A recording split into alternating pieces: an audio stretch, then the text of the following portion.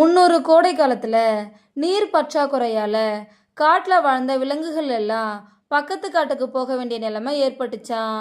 இதனால காட்டுல இருந்த மற்ற விலங்குகளுக்கு உணவு பஞ்சம் ஏற்பட்டுச்சான். அந்த காட்டுல வாழ்ந்த சிங்கமும் கரடியும் ஒரு ஒப்பந்தம் போட்டுக்கிச்சிங்களாம். சிங்கம் கரடி கிட்ட, இனிமே நம்ம 2 பேரும் ஒன்னா வேட்டையாடி கிடைக்கிற இறைய சமமா பிரிச்சுக்கலாமா அப்படின்னு கேட்டுச்சான். கரடியும் சரின்னு ஒத்துக்கிச்சான். ஒரு நாள் சிங்கமும் கரடியும் வேட்டைக்கு போகும்போது கால் உடைஞ்ச மான்குட்டி ஒன்று வழியில் உக்காந்துருக்கிறத பார்த்துச்சிங்களாம். சிங்கமும் கரடியும் ரொம்ப சந்தோஷமா ஆச்சுங்களாம். ஏன்னா ரெண்டும் சாப்பிட்டு 2 நாளுக்கு மேலே ஆயிடுச்சான். சிங்கம் உடனே மானோட வயிற்று பகுதி எனக்கு தான் அப்படின்னு சொல்லிச்சான். அதுக்கு கரடி, இல்லை இல்லை, அதோட வயிற்று பகுதி எனக்கு தான் அப்படின்னு சொல்லிச்சான்.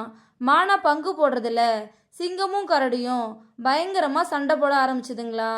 ரொம்ப நேரம் சண்டை போட்டதால ரெண்டும் டயர்டாகி தரையில் உக்காந்துச்சிங்களா. அப்போ கொஞ்ச தூரத்துல இருந்து இவங்களோட சண்டையை பார்த்துட்டு இருந்த ஒரு நரி ஓடி வந்து அங்கிருந்த மானை தூக்கிக்கிட்டு ஓடிச்சான்.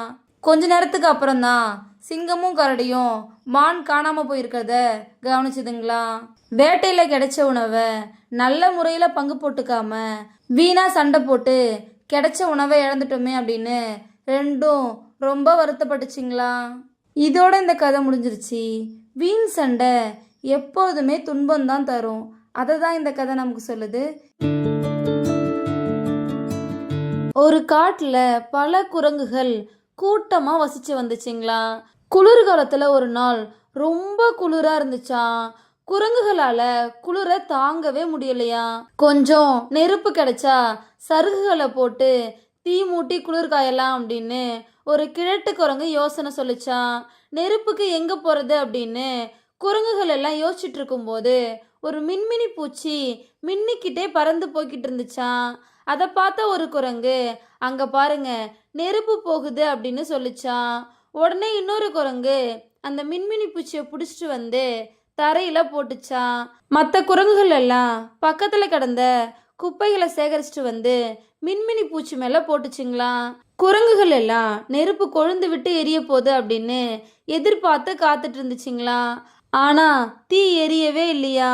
அப்புறம் குரங்குகள் எல்லாம் வாயால குப்பைகளை ஊதி நெருப்பை எரிய வைக்கிற முயற்சியில் ஈடுபட்டுச்சிங்களாம். மரத்தில் உக்காந்து இதெல்லாம் கவனிச்சிட்டு இருந்த ஒரு பறவை சத்தமாக சிரிச்சுக்கிட்டே மரத்துல இருந்து இறங்கி கீழே வந்து உக்காந்துச்சான். அப்புறம் குரங்குகளை பார்த்து, நண்பர்களே, மின்மினி பூச்சியை நெருப்புன்னு நினச்சி தீ மூட்டுறதுக்கு முயற்சி பண்ணிட்டு இருக்கீங்க.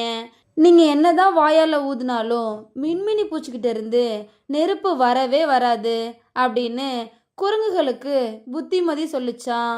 அதுக்கு குரங்குகள் எல்லாம் வாயை மூடிட்டு உன் வேலையை பாரு அப்படின்னு சொல்லிட்டு மறுபடியும் குப்பையை வாயால் ஊதி தீ உண்டாக்க முயற்சி பண்ணுச்சிங்களா. அந்த பறவை குரங்குகளோட முட்டாள்தனத்தை பார்த்து பரிதாபப்பட்டு திரும்ப திரும்ப குரங்குகளுக்கு புத்திமதி சொல்லிக்கிட்டே இருந்துச்சா. இதனால கோபமான குரங்குகள் எல்லாம் பறவை மேலே பாஞ்சு அதை பிடிச்சி தரையில மோதி கொன்னுச்சிங்களா. முட்டாள்களுக்கு புத்தி சொன்னா வினை நமக்கு தான். ஆனா நம்ம லைஃப்ல யாராவது நமக்கு நல்லது சொன்னா இந்த குரங்குகள் மாதிரி உதாசீனப்படுத்தாம அதை நம்ம கேட்டுக்கணும். அதை தான் இந்த கதை நமக்கு சொல்லுது.